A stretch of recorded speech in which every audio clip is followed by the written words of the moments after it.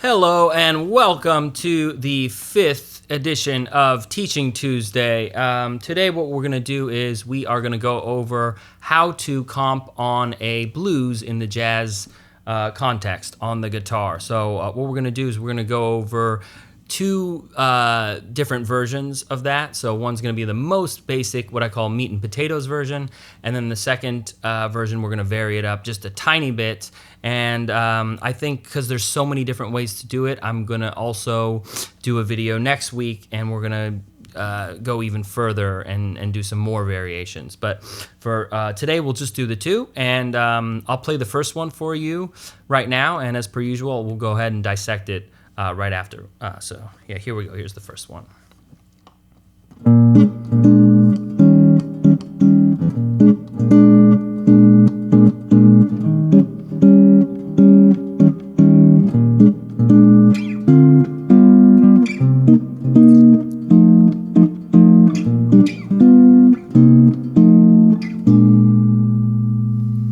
All right, so yeah, let's go ahead and get into that. So we are doing some very basic meat and potato chords. So we're not doing any extensions, we're not doing any 13s, or not even really any fifths. So we're just having, we just have the very most basic information here. So we have the root, the 7th, and the 3rd, and same thing with the 4 chord. We have the root, the 3rd, and the 7th. And so, yeah, so we're just doing the 1 chord for 1 measure.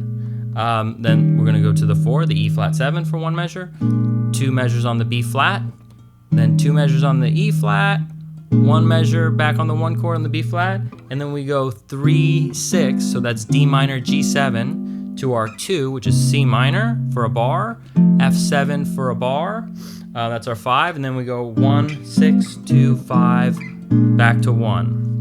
Okay, so that's the most basic version. We don't have any extra information, no extensions basically, and yeah, that's pretty much the most basic way to comp on a jazz blues.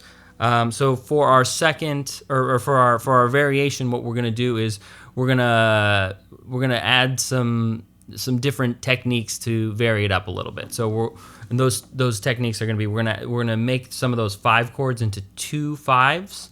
So for our B flat 7, we're gonna add an F minor 7 before that. And for our E flat 7, we're gonna add a B minor 7 before that. So that kind of creates a little bit more movement and more of a bebop feeling, kind of something that Wes Montgomery did a lot.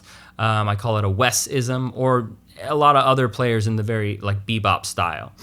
So we're gonna do that. That's gonna be one of the ways we're gonna vary it. And then we're also gonna add some passing chords, some extra movement in there. So yeah, I'll go ahead and demonstrate again, and then we'll get into it in a sec.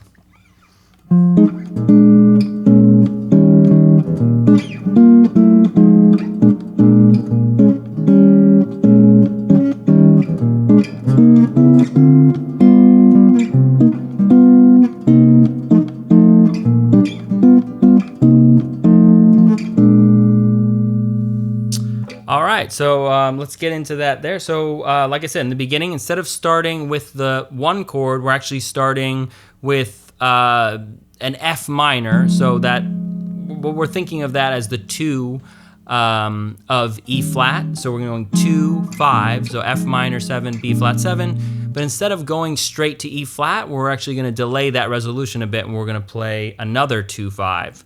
It's in jazz what we call the tyranny of 2 5s, or what I call it at least. So we have B flat minor 7, then E flat 7. So, and then we go back to the 1, and we do a little passing movement to get to our F minor again. So we go G minor, G flat minor, F minor to B flat 7. That creates a little bit more movement, a little variation. Then we do basically what we did before. We do B flat 7, or sorry, B flat minor 7, E flat 7, but we do it twice. And then we go back to our 1 chord, but instead of going straight to D minor 7, we're gonna add a little passing movement here. So we go, I think I played a 6 here.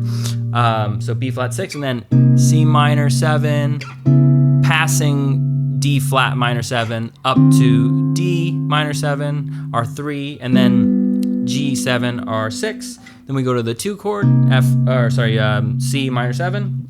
And instead of doing one measure each on C minor 7 and F7, what we're going to do is we're going to create a little more movement here. So we have C minor 7, then back to the G7, and then C minor to F7. Creates a little extra movement. We have this kind of cool counter line in there.